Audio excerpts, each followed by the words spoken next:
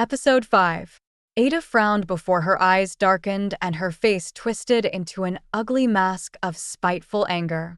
Unnecessary? I think it was very much needed, actually. If only to prove that I will always be better than you. You swan around here thinking that you're little Miss Perfect. Mark my words and I'll make sure that you are nothing and have nothing by the time I'm finished. I'm sick of living in your shadow. She hissed furiously. And what is the meaning of this? Why were you out so late?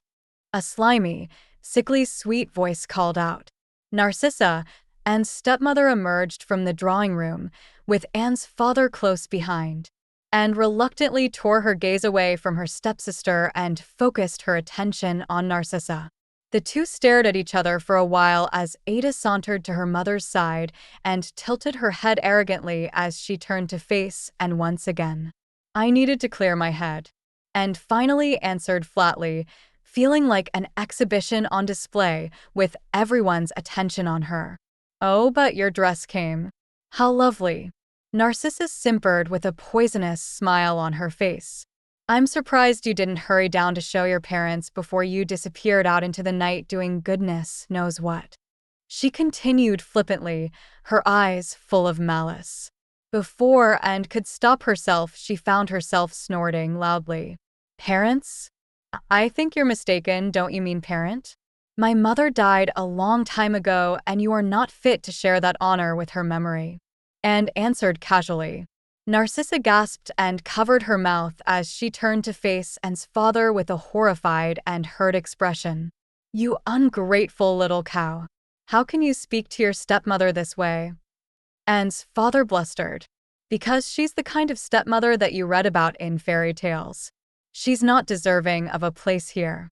Anne answered simply. She was tired of this forced masquerade as a happy family. The family was supposed to be warm and inviting with a sense of comfort and security, not cold and unfriendly with the necessity of having to watch your back constantly with no support. Her father lashed out at the wall next to him angrily as he began to advance toward and growling a warning. Ada rushed across to him and took hold of his arm with a sly smirk in Anne's direction as she feigned an attempt to try to stop him. Dad, please. Calm down. Don't be angry. It's fine. We're used to all the comments she throws at us. Ada whined and glared furiously at the trio as Narcissa joined her daughter in the pathetic act of caring for family members. How could her father not see through this charade? As Narcissa rubbed soothing circles on her father's back, she focused her attention on and again. Please, and you know your father's health isn't good. Let's not trigger another episode with unnecessary nastiness. She pleaded in a sickly sweet voice. But Anne didn't miss the smirk that danced on her lips. You should take a good look at your sister's demeanor, and you might actually learn how to conduct yourself properly. Anne's father snarled. Learn what? Anne laughed in disbelief. Learn how to seduce and sleep with another female's mate? Maybe. She seemed to have the talent for it when she was fucking my maid in her room upstairs.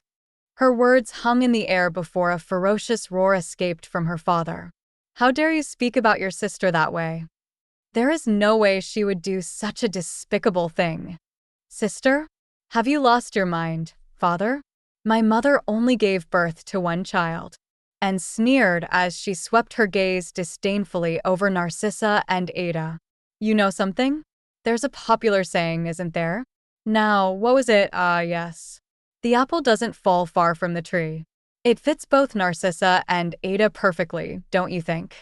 Her mother seduced my father and broke his mate's heart, and now her daughter aims to do the same thing.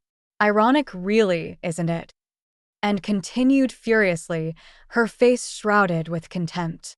A cold silence descended in the hallway, her father, Narcissa, and Ada all frozen in shock at the words she had uttered. For years, and had remained silent, and now that her life was about to change so drastically, there was no need to keep up with the pretense anymore. The shocked silence lasted only a matter of seconds before her father exploded angrily, shouting incoherently as Ada and Narcissa did their best to calm him down and watched their struggle emotionlessly. It was about time they all heard a few home truths. And that's enough, you've gone too far. Look at the state of your father. After everything I've done, Narcissa snapped as she grappled with her husband, trying desperately to soothe his wolf. Everything that you've done? And laughed incredulously. Tell me which part one should be thankful for, Narcissa? The part where you seduced my father into breaking his sacred mate bond? Maybe the part where my mother finally lost her fight and gave up on life? Or perhaps I should be grateful for the times that you've pushed me out of this poor excuse for a family and excluded me in favor of your own blood. She spat disdainfully. Ada did her best to appease her mother before she whirled furiously and stalked toward and stopping just millimeters away from her face, and glared back coldly, the hatred between the two of them almost electrifying in the air. You have no right to speak to my mother like that. You're right in what you said earlier, though. She snarled, a sardonic grin playing at the edges of her mouth.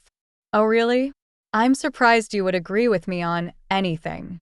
And S snorted and narrowed her eyes warily. I'll happily admit if there's any truth to what you say. The apple doesn't fall far from the tree, wasn't it? You're absolutely right.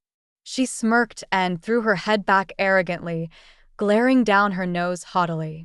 Full story is available at novelpalace.com. Click the link in the comment section to get it free.